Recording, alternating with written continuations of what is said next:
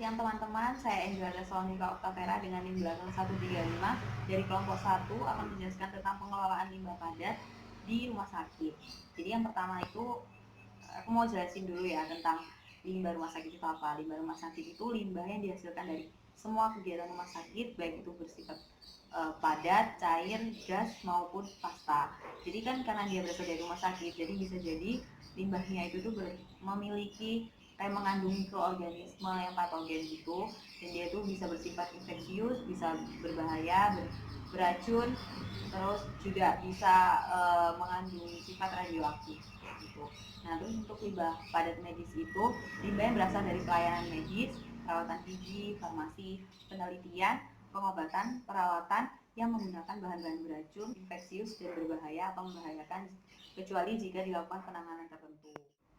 Nah, limbah padat medis itu ada banyak macam-macamnya. Yang pertama ada limbah infeksius. Jadi limbah infeksius ini tuh limbah yang sudah terkontaminasi dengan organisme patogen seperti virus, bakteri, dan jamur yang dia itu kan selalu ada di lingkungannya rumah sakit gitu ya. Jadi dia itu bisa berpotensi untuk menularkan penyakit kepada orang lain. Contohnya itu uh, kultur dari pemeriksaan laboratorium, terus habis itu uh, uh, limbah dari hasil operasi pasien yang menderita penyakit menular, terus habis itu kayak buat perawatannya pasien dengan penyakit menular, serta alat-alat atau materi lain yang tersentuh sama pasien yang ada penyakit menularnya kayak gitu. Terus selanjutnya ada limbah patologis. Limbah patologis itu limbah hasil buangan dari kegiatan operasi, otopsi atau prosedur medis lainnya. Contohnya kayak jaringan tubuh manusia, terus organ tubuh manusia dan bagian tubuh manusia lainnya.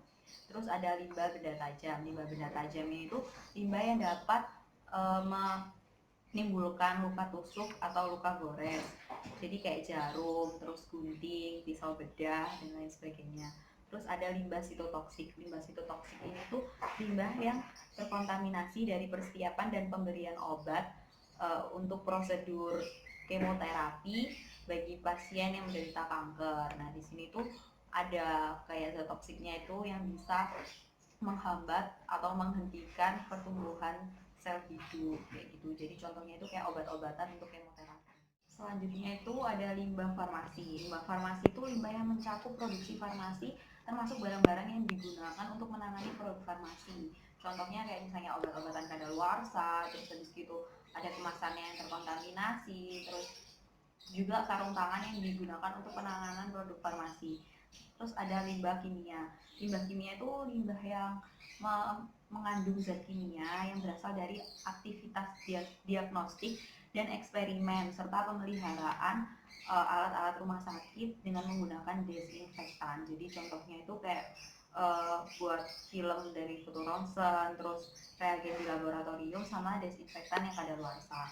Terus ada limbah radioaktif. Limbah radioaktif ini limbah yang mengandung radioisotop yang berasal dari penggunaan medis atau riset radionukleida. Jadi contohnya kayak misalnya limbah-limbah yang berasal dari unit radiologi. Terus ada limbah dengan yang mengandung logam berat. Jadi kalau limbah yang mengandung logam berat itu dengan konsentrasi tinggi kan dapat menyebabkan toksik bagi manusia kayak gitu. Contohnya itu kalau misalnya di termometer yang uh, udah tradisional, kayak waktu masih tradisional itu dia ada merkurinya di dalamnya. Jadi kalau misalnya ada kebocoran dari termometer itu, maka itu jadi termasuk dalam limbah dengan kandungan logam berat. Nah, selain limbah padat medis, ada juga limbah padat non medis. Jadi limbah padat non medis itu limbah yang dihasilkan hampir sama seperti dengan limbah rumah tangga. Jadi untuk limbah padat non medis ini tuh dihasilkan dari kayak misalnya dari perkantorannya, administrasinya, terus habis gitu sama bahan dari sisa masakan atau makanan yang di dapur. Nah, di sini limbah non medis itu juga dibedakan menjadi non organik sama organik. Sedangkan untuk yang sampah organik itu yang mudah diolahkan. Jadi itu juga dibedakan jadi dua, ada organik basah sama organik kering. Nah, untuk organik basah ini tuh seperti sisa-sisa makanan, terus sisa-sisa buah-buahan dan sisa-sisa masakan gitu. Nah, untuk yang sampah organik kering ini tuh kayak kertas, terus kardus, terus habis itu karton. Nah, untuk yang sampah non organik itu yang sulit diolahnya seperti plastik, kaleng, karet, dan botol gitu. Jadi kayak sampah non organik itu sampah yang dihasilkan dari sampah-sampah rumah tangga. Nah, selanjutnya saya akan menjelaskan tentang proses pengelolaan limbah padat di rumah sakit. Jadi, yang pertama itu ada pemilahan. Jadi, pemilahan ini tuh yang pertama dibedakan antara yang medis dan non medis.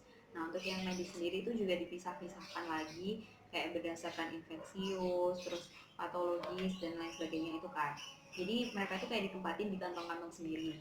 Kalau misalnya yang medis itu dipisahkan, jadi kayak yang radioaktif itu kantongnya warna merah. Terus untuk yang infeksius dan patologis itu kantongnya warna kuning, untuk sitotoksik warnanya ungu, dan untuk limbah kimia, farmasi, dan yang mengandung logam berat itu warnanya coklat. Terus habis itu setelah dilakukan pemilahan tersebut, terus dilakukan pengangkutan, karena kan dari tempat limbahnya itu berasal menuju ke insenerator itu kan perlu dilakukan pengangkutan. Nah, pengangkutannya ini dilakukan seperti apa? Jadi untuk rumah sakit yang memiliki insenerator dalam rumah sakit itu sendiri, jadi diangkutnya itu dengan menggunakan troli. Jadi dari limbah-limbah itu dari ruangannya, dari unitnya dibawa ke insenerator dengan menggunakan troli. Terus kalau misalnya rumah sakit itu nggak punya insenerator, dibawa ke rumah sakit terdekat yang memiliki insenerator. Nah, diangkutnya ini itu dengan menggunakan truk atau kendaraan yang bekerja sama dengan dinas pekerja umum, dan di truk atau kendaraannya ini tuh harus dilakukan sterilisasi setiap harinya. Takutnya kalau misalnya ada limbah yang bocor dan bisa menyebabkan penularan penyakit ke orang yang menanganinya kayak gitu. Selanjutnya itu ada pembakaran. Jadi dari yang diangkut ke insenerator itu dilakukan pembakaran. Nah, insenerator itu apa nanti akan dijelaskan di selanjutnya. Jadi pembakarannya itu dengan menggunakan alat yang namanya itu insenerator. Jadi limbahnya itu dimasukkan berdasarkan jenisnya ke dalam insenerator itu, terus akhirnya dilakukan pembakaran di dalam insenerator. Nah, karena berdasarkan kan sudah ada pemilahan tuh, jadi yaitu dimasukkan itu berdasarkan dari jenis-jenisnya itu. Sedangkan untuk yang limbah non medis itu nggak perlu dilakukan pembakaran, langsung dibawa ke TPA. Jadi waktu pengangkutan tadi dia itu juga nggak dibawa ke insenerator maupun ke rumah sakit yang memiliki insenerator. Jadi limbahnya yang non medis itu langsung dibawa oleh truk sampah untuk menuju ke TPA. Stop. Nah, untuk yang limbah benda tajam kayak jarum dan lain sebagainya itu dimasukkannya kan ke dalam safety box. Nah, safety box ini tuh bisa langsung dimasukkan ke dalam insenerator.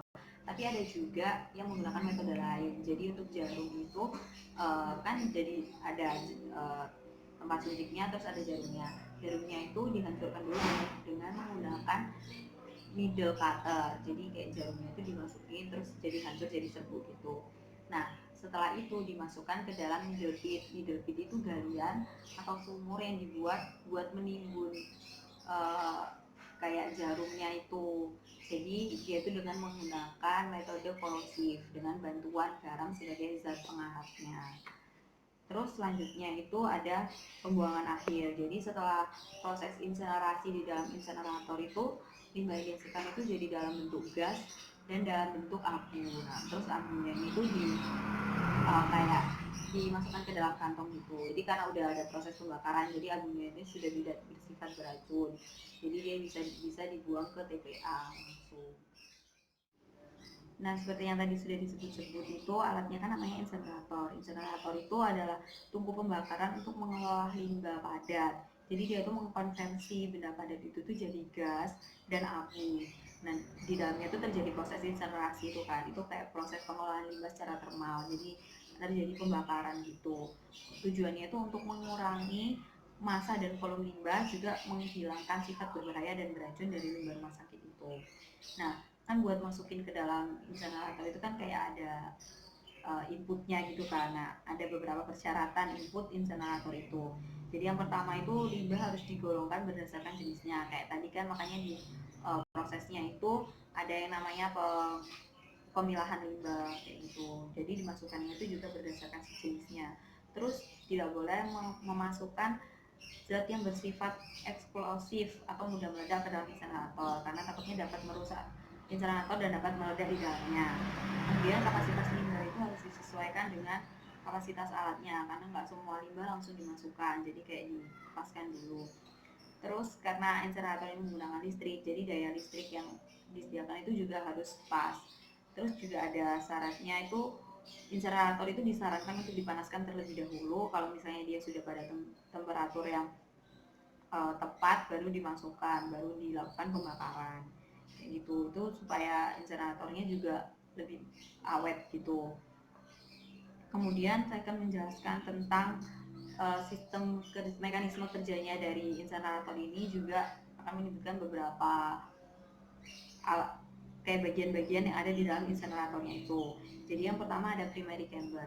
Jadi primary chamber ini tuh kayak ruangan gitu yang buat naruh limbahnya. Jadi di primary chamber ini tuh kayak tungku pembakaran yang utama, dilakukan pembakaran limbahnya itu.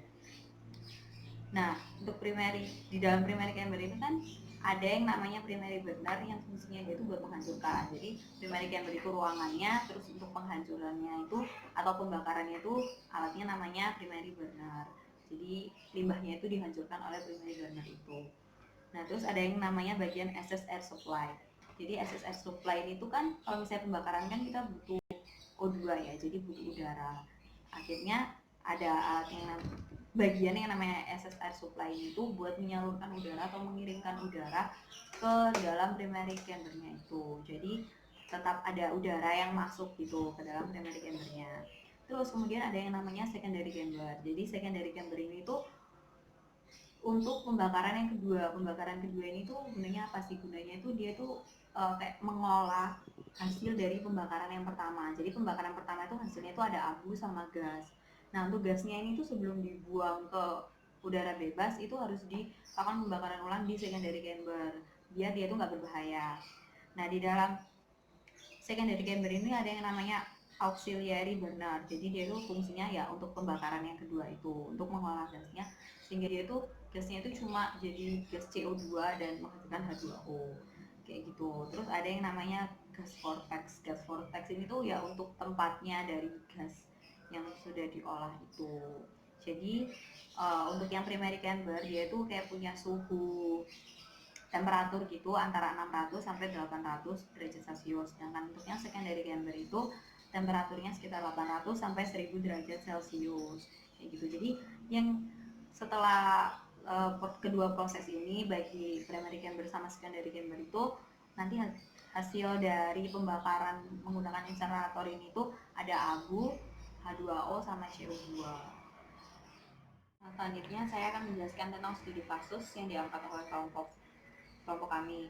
Jadi kami menjelaskan tentang pengelolaan limbah B3 di RSUD Dr. Sutomo Surabaya. Jadi RSUD Dr. Sutomo ini tuh adalah rumah sakit milik pemerintah Provinsi Jawa Timur kelas A. Di RSUD Dr. Sutomo ini ada yang namanya instalasi sanitasi lingkungan, di mana dia itu juga menangani kebutuhan dan kayak fasilitas tentang sanitasi gitu. Terus di dalamnya itu ada unit-unit, salah satunya itu ada unit sampah medis. Itu melaksanakan upaya untuk pengelolaan sampah medis di rumah sakit itu. Nah, selanjutnya untuk pengolahan limbah padat medis di RSUD Dr. Sutomo itu yang pertama dilakukan pemilahan. Jadi RSUD Dr. Sutomo ini menyediakan 4 wadah. Yang pertama itu untuk sampah medis sunah, sampah medis tajam, sampah medis B3 dan sampah non medis. Nah, di setiap wadah ini tuh kasih plastik gitu supaya lebih gampang pengangkutannya setelah pemilahan itu. Selanjutnya ada penyimpanan limbah B3. Jadi limbah B3 dari RSUD Dr. Sutomo itu disimpan dulu di dalam TPS. Jadi TPS-nya ini emang TPS khusus limbah B3 di mana itu harus kayak terhindar dari potensi banjir dan bencana alam. Nah, untuk TPS yang ada di RSUD Dr. Sutomo ini itu sudah mendapat izin dari Badan Lingkungan Hidup Surabaya. Kemudian ada pengangkutan limbah B3. Jadi kan di sini sudah fokusnya ke limbah B3 ya. Jadi untuk pengangkutan limbah medis B3 ini itu dilakukan dengan mengangkut dengan troli yang tertutup dan dia tuh menggunakan akses jalan biasa sih kayak aksesnya pasien sama pengunjung gitu. Tapi pengangkutannya itu dilakukan ketika nggak jam besuk dan kayak jalannya itu nggak banyak dilalui sama orang kayak gitu. Kemudian pengolahan limbah B3-nya ini tuh dengan menggunakan insenerator kan, dengan proses insenerasi.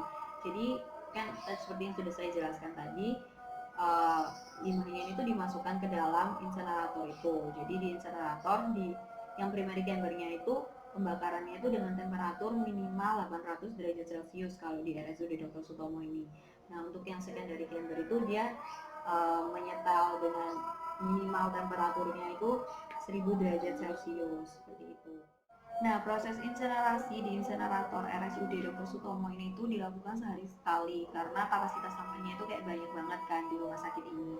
Kemudian untuk kayak botol infus bekas sama jaringan hemodialisis itu nggak dimasukkan ke dalam insenerator, tapi disalurkan ke pihak ketiga ya untuk mengolahnya. Jadi pihak ketiganya itu ada PT PPLI. Nah, untuk yang kayak limbah patologis itu tuh dimasukkan ke dalam unit patologis dulu untuk kayak disimpan dulu selama 2 minggu, baru kemudian itu dilakukan pembakaran dengan menggunakan insenerator kayak gitu. Terus kemudian untuk pembuangan akhirnya, jadi kan hasil dari insenerator itu ada abunya gitu ya, untuk gasnya kan langsung dibuang ke udara bebas karena sudah diolah di yang secondary chambernya. Sedangkan untuk yang abunya itu untuk RSUD Dr. Sutomo ini itu tidak dilakukan tahap penguburan atau penimbunan, tapi abunya itu dikirimkan ke pihak ketiga yaitu PT PPLI itu, di mana PT PPLI ini itu sudah punya legalitas gitu untuk mengelola limbah abu dari insenerator itu. Jadi limbahnya itu langsung diberikan, limbah abunya itu langsung diberikan ke PT PPLI kayak gitu.